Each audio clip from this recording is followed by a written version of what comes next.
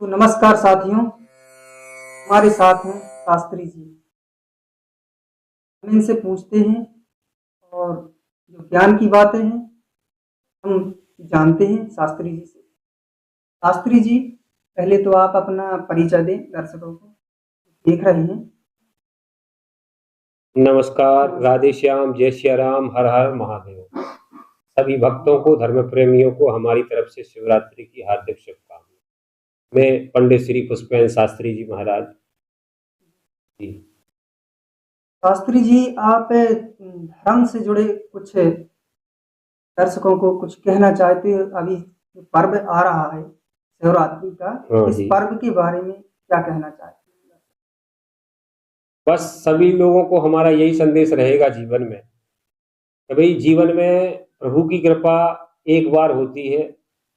सर्वप्रथम एक ही बात कहूंगा कि पर्व तो हमारे हजारों हैं और उन पर्वों में यथावत सभी लोग अपने अपने हिसाब से पर्व मनाते हैं। किसी को राम का पर्व, किसी को दुर्गा का पर्व और किसी को महादेव का पर्व भाई अपने हृदय से अच्छा लगता है, तो वो अच्छी बात है। लेकिन करुणा निधान भगवान शिव शंकर का जो पर्व हमारे नजदीक कुछ ही दिनों बाद आने वाला है, पहले दफा तो मैं ये कहूँगा कि सभी देशवासियों को और सोशल मीडिया के माध्यम से, फेसबुक के माध्यम से यही प्रेरणा और यही संदेश हमारा रहेगा और बहुत बहुत ढेर सारी शुभकामनाएं महाशिवरात्रि के इस पावन पर्व पर। सभी को हृदय से बहुत शुभ संदेश भी है और हृदय से कामनाएं भी। आज के समय में चलते हुए दौर पर हम एक बात प्राथमिक रखना चाहते हैं कि सब कुशल रहें, प्रसन्न रहें, शांत चित्त रहें, एक रहें। और एक रहेंगे तो उसमें धर्म का लाभ भाई मिलता है, और अगर हम बटेंगे तो कटेंगे, वो वाली स्थिति है। तो भाई पहले तो धर्म ये है कि जब सब लोग मिलकर रहेंगे तब धर्म कहलाएगा, तब हम कुछ मना सकते हैं, कुछ पर्व मना सकते हैं। अब अकेले तो कोई पर्व मनाया नहीं जाता। तो बहुत परम पावन और भगवान शिव शंकर करुणा के निधान है, दयावान है। संसार को बचाने के लिए उनने कालकूट का विषपान किया। अनन्य भक्तों की तपस्या पर उनने हमेशा आके उनको अमृत का वरदान दिया, सहायता की। तो ऐसे भोलेनाथ के इस शिवरात्रि पावन पर्व हम सभी हिंदुओं को एकजुट होकर भगवान शिव का व्रत पूजन इत्यादि अभिषेक करना चाहिए।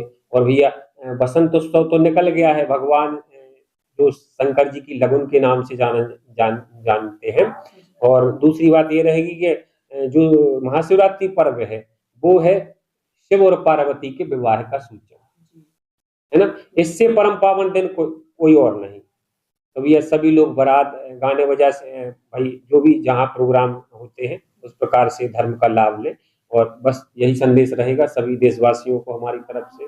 भगवान सभी महादेव सबका कल्याण करे, दुखों को हरे, कष्टों को हरे, प्रसन्न रखे, प्रेम बनाए रहे और आनंद करे। हर हर महादेव। और एक और प्रश्न शास्त्री जी, कि यह पर्व कब मनाना चाहिए देशवासियों को? मतलब रात में या सुबह से? वैसे तो 4 पहर का पर्व है, वैसे तो 4 पहर का पर्व है ये। इसकी प्राथमिकता है 4 पर्वों की, है ना। तो शाम 6 से 9, 9 से रात्रि 12, 12 से रात्रि 3 और सुबह उषा काल ब्रह्म मुहूर्त में 3 से 6। मतलब जो ये जिसको जागरण कहते हैं और पूरी रात भगवान की भाई अभिषेक चलता है। कई प्रकार से 4 पहरों से अलग अलग अभिषेक किए जाते हैं, हृदय से, श्रद्धा से। वो कहते हैं ना कि श्रद्धा बिना धर्म नहीं भाई। अब ऐसा नहीं कि भाई श्रद्धा नहीं है जिसके पास वो कर नहीं सकता, जरूर कर सकता है।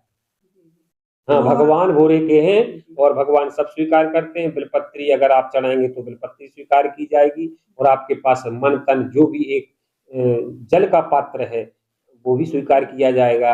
और भाई जो यथावत शक्ति के अनुसार जो भी आप भगवान को भाई अर्पित करेंगे वो श्रद्धा सम्मान अर्पित है, भगवान स्वीकार करते हैं और कृपा करते हैं। शास्त्री जी, इसके अलावा आप कौन कौन से मतलब कथा सुनाते हैं? भगवत कृपा से कथा तो अनेक है। हरि अनंत, हरि कथा अनंता, कहीं सुनहि बहुविधि सब संता। हम सुनाने वाले कौन है? कथाएं का सार तो स्वयं व्यास जी और भगवान, किसी ने पा नहीं पाया।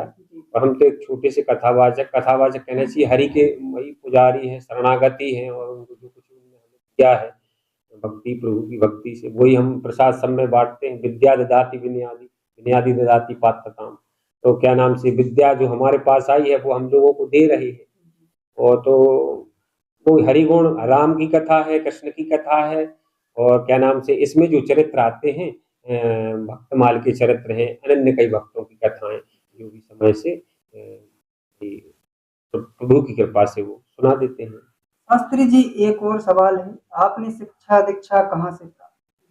शिक्षा दीक्षा हमारी हरि के शरण में है, और क्या नाम से भूरे के भगवान होते हैं, ऐसे ही हमारे भगवत ने कृपा की।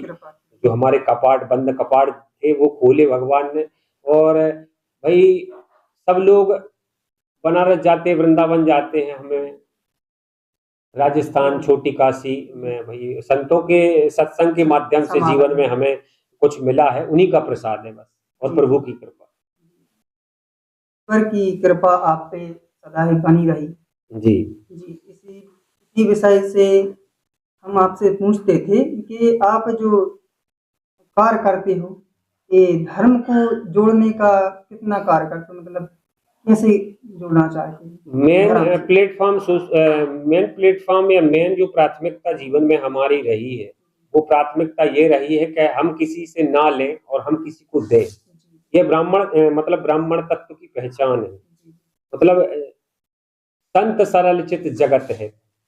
संत का हृदय सरल होना चाहिए, ब्राह्मण का हृदय करुणामय होना चाहिए, ज्ञानवान होना चाहिए, तब जाके हमें कुछ प्राप्त होता है। और जो हमें प्राप्त होगा तब तो हम किसी को देंगे। जब हमें सिर्फ लेने की इच्छा है तो हम किसी को कुछ दे नहीं सकते और ना दे पाएंगे। तो जो ब्राह्मण लोभी कपटी पापी है वो कभी किसी को धर्म ना तो दे सकता है, ना सिखा सकता है, ना बांट सकता है, ना किसी को जोड़ सकता है। पहले खुद जोड़े, पहले उसको धर्म को समझे कि भाई ज्ञान क्या है, धर्म क्या है, कथा क्या है, समाज क्या है। अब उसको आप जिस तरह आप जीवन में दूसरों को उपदेश देते हैं तो वो जो फ्रंट है वो बैक होना चाहिए। मतलब जैसा अंदर वैसा बाहर, जैसा बाहर वैसा अंदर। जब ऐसा मन बना के चलते हैं तो समाज भाई वो तो क्या तुलसी संसार में भांति भांति के लोग है ना। तो अब सबका ठेका तो नहीं लिया, लेकिन हाँ इतना जरूर कि सतत प्रयास करते हैं। जितना भी सत्संग का क्षण या कथा के माध्यम से समय मिलता है उतना जरूर हम प्रयास करते हैं कि भाई सब प्रेम से रहें। धर्म हमें यही सिखाता है, एक डाली पर चढ़ना, है ना। हिंदू हम आपस में भाई भाई हैं, कोई वो सिस्टम नहीं है भाई अपना खान पान आप करो, अपना खान पान आप करो। भाई प्रेम का जो मिलन है उसको तो आप जात से नहीं मैच कर सकते, है ना। तो बस हम तो यही सिखाते हैं। और आजकल के कल्चर में ये सब बहुत मतलब बहुत बेकार चीज चल रही है, जात पात का। तो भैया हम तो ये समझते हैं कि जात पात तो अपनी जगह रहने दो, लेकिन पहले नंबर है मानवता। हम इंसान हैं, और आज के समय में हम इंसानों को जो ऊपर के लोग हैं ना वो अलग डाइवर्ट कर रहे हैं, वो जात पात में बांट रहे हैं जिससे सब अलग अलग हो जाए, सब कटपट जाएं। लेकिन हमारा धर्म जो सनातन है वो जोड़ने की प्रक्रिया है। चाहे ब्राह्मण हो, चाहे वैश्य हो, चाहे क्षत्रिय हो, चाहे अदर कास्ट हो, सबको जोड़ना सिखाता है और जोड़ के चलना चाहिए। इसी में भलाई है। मिलके रहेंगे तो भले रहेंगे, है ना। और सब मिलकर रहेंगे उसी को तो धर्म है। नहीं तो आप कितने भी कुछ भी प्रयोजन कर लो, बहुत पैसा है आपके पास, बहुत सब कुछ आपके पास है, और अगर लोगों का साथ नहीं है तो वो धर्म अकेला है। धर्म सबको मिलकर धर्म है। मतलब जो धर्म होता है वो सबको मिलकर किया जाता है, तब जो वो धर्म कहलाता है। अकेले अकेले आपके करने से कुछ नहीं होगा। जीवन में अगर हमें धर्म करना है तो सबको मिलकर, और हमारा तो यही है भगवान के श्री चरणों में हमारा समर्पण है जीवन का। हमें जो जितना मिल जाता है उतने में हम संतुष्ट रहते हैं। और हमारा सबसे यही आग्रह है बार बार, भैया सब मिलकर रहें, अच्छे समय को चेत जाएं, कुशल रहें, खुश रहें, आनंद रहें। 2026 के बारे में आप क्या कहना चाहते हैं? ये वर्ष कैसा रहेगा? ये वर्ष 2026 का जो है बहुत ही अनभिज्ञताओं से जूझेगा। महंगाई बहुत रहेगी और वर्तमान में है भी, तानाशाही है और लोगों के मन खिन्नित रहेंगे। वैसे तो अगर क्या नाम संवत्सर के हिसाब से देखा जाए तो संवत्सर के जो स्वामी रहेंगे चैत्र से वो गुरु रहेंगे और मंत्री भी गुरु रहेंगे। तो अन्य वर्षों की अपेक्षा ये जो वर्ष है वो बहुत शुभ अन्य वर्षों की, इतना अति शुभ नहीं, अन्य जो पिछला जो गत वर्ष जो अभी जो चल रहा है और आने वाले जो चैत्र मास है उसमें जो काफी हद तक भाई जिनके बृहस्पति स्वामी उनको तो काफी बेनिफिट्स मिलने वाले हैं। और संवत्स का के जो स्वामी है ना और राजा भी है, तो वो राजा भी बृहस्पति और मंत्री बृहस्पति। तो दर्शकों, हमने बात की शास्त्री जी से, इन्होंने शिवरात्रि के पावन अवसर पर जो बात बोली है वो आपको धैर्य से ग्रहण करनी चाहिए। तो शास्त्री जी, अब आप दर्शकों को और क्या कहना चाहते हैं हमारे चैनल के माध्यम से, जो आपने हमें सूचना दी है और दर्शकों को सूचना दी है, तो वो अमल करें। अमल क्या करेंगे, जीवन दुर्लभ है, बार बार नहीं मिलता, समय जब निकल जाता वो भी वापस नहीं आता, प्राण शरीर से निकल जाए वो भी वापस नहीं आते, जबान अगर फिसल जाए तो वो दोबारा वापस नहीं आती। इसीलिए अपने समय को पहचाने, बहुमूल्य समय है, ये दुर्लभ शरीर है जो बार बार नहीं मिलता, ना अच्छे लोग मिलते हैं, ना अच्छी जिंदगी और ना अच्छा समय। तो आखिरी बार शब्द वही रहेंगे कि जीवन में सब लोग नेक रहें, मिलकर रहें, सुखी रहें और सत्संग करते रहें। भले ही आप जीवन में कुछ भी काम करें, बहुत सारे लोग भैया जब तक रहेगी जिंदगी फुर्सत ना मिलेगी काम से, और कुछ वक्त ऐसा निकालो कि लगन हो श्री राम से। सभी को मेरी अनंत शुभकामना, हृदय अभिनंदन, आशीर्वाद, सबका कल्याण हो, भगवत कृपा बनी रहे। हर हर महादेव, राधे श्याम।